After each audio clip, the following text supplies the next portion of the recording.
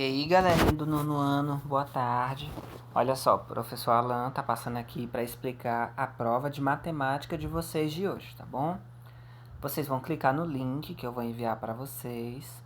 Vai abrir essa página aqui da prova. Essa prova aqui é a prova do nono ano, da terceira etapa. Então, ela só vai cair o conteúdo de função afim, tá bom? Aí o que é que vocês vão fazer? Primeiro vocês vão colocar seu nome completo, para a gente não confundir o nome de ninguém. Vai marcar qual é a sua turma. Ah, eu sou do nono de tarde. Você vai lá e marca nono de tarde. Não confunda com o nono de manhã. Então eu já separei o pessoal da manhã do pessoal da tarde. Então não tenho que confundir, tá bom? Lembre de clicar na sua turma corretamente. A prova, ela tem 6 questões, olha só, são 6 questões, tá vendo? A gente vai começar a explicação desde a questão 1. Lá na questão 1, tem pedindo para você marcar qual é a opção que representa uma função afim. Aí você vai lembrar que a função afim é a função polinomial do primeiro grau. E aí ela é escrita dessa forma, né? Y igual a ax mais b. Então, a variável y depende da variável x, de forma que y é igual a ax mais b. Nisso, o que acontece? Na primeira expressão, ela tem todas as letras. Aí você vai pensar, né, se é função ou se não é. Na segunda, ela está escrita nessa estrutura. A terceira ela já não é nessa estrutura, porque aqui já tem x ao quadrado, tá vendo? Ó? Então não tem como ser essa daí, beleza? Você vai ter que ver qual dessas opções está escrito na forma geral da função afim. Aí você vai lá e marca. Na questão 2, ela fala de o zero da função, né? Quando você vai calcular o zero da função, você tem que igualar a expressão para zero.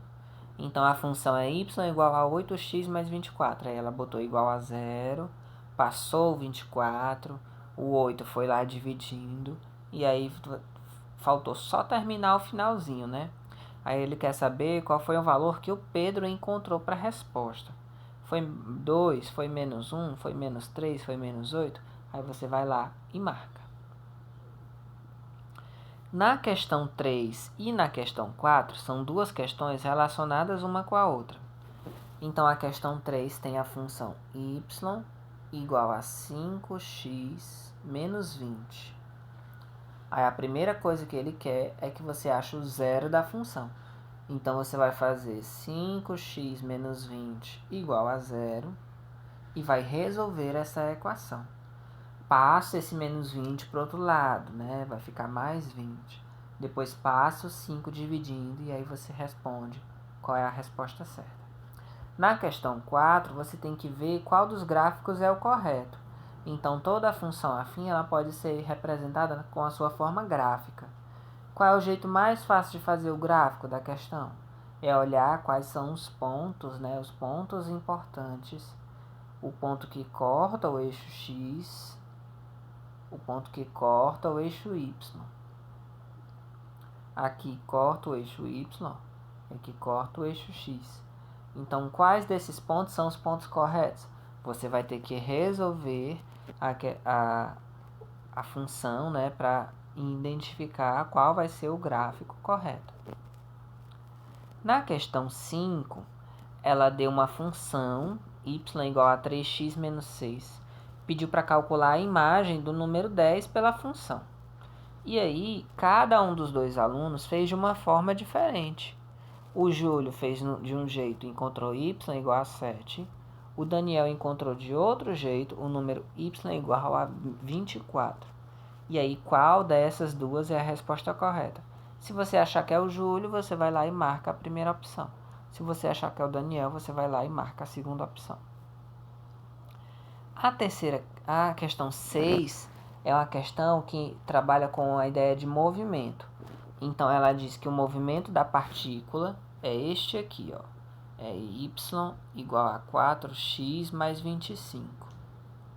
E aí ele quer qual é a posição da partícula 15 segundos com 15 segundos de experimento. Então você vai botar o 4 no lugar do x, você vai botar o 15, né? Então aqui é 4 vezes 15. E no final vai fazer mais 25. O 4 vezes 15 vai dar quanto? Você vai lá e responde. O mais 25. Aí você vai lá e responde. Muito simples, tá bom? Então essa é a prova de vocês. Eu espero que todos vocês tenham uma aprendizagem satisfatória, uma participação muito boa na prova de hoje, tá bom? Um abração e se garanta.